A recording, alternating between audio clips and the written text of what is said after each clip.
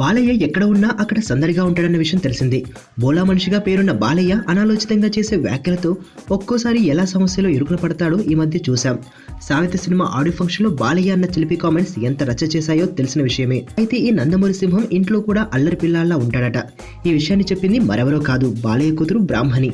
అంతర్జాతీయ మహిళా దినోత్సవం సందర్భంగా ఓ టీవీ ఛానల్కి ఇచ్చిన ఇంటర్వ్యూలో బ్రాహ్మణి నందమూరి నారా ఫ్యామిలీలకు సంబంధించిన పలు ఆసక్తికర విశేషాలను షేర్ చేసింది. బ్రాహ్మణి కుమారుడు దేవాన్స్తో ఆడుకునే సమయంలో బాలయ్య చిన్నపిల్లాల్లా మారిపోతాడని, వారిద్దరూ కలిస్తే ఇంట్లో గోలగోలగా ఉంటుందని, అందుకే ఇంట్లో బాలయ్యను అంతా గోల తాతయ్య అని పిలుస్తాము అని కామెంట్ చేసింది. ఇక తన అత్తమామల గురించి మాట్లాడుతూ మామయ్య నారా చంద్రబాబు నాయుడు చాలా జోవెల్గా ఉంటారు అని అంటూ, డబ్బు సంపాదించడం కంటే సొసైటీ గురించి ఆలోచించమని తరచూ చెబుతుంటారు అని కామెంట్ చేసింది బ్రాహ్మణి.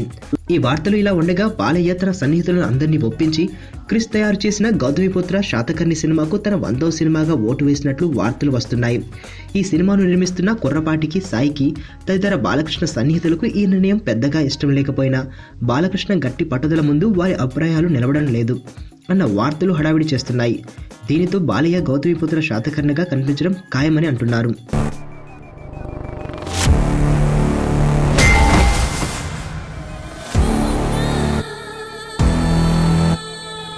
ఎర్రతోలు కదా స్టైల్గా ఉంటాడనుకుంటున్నావేమో.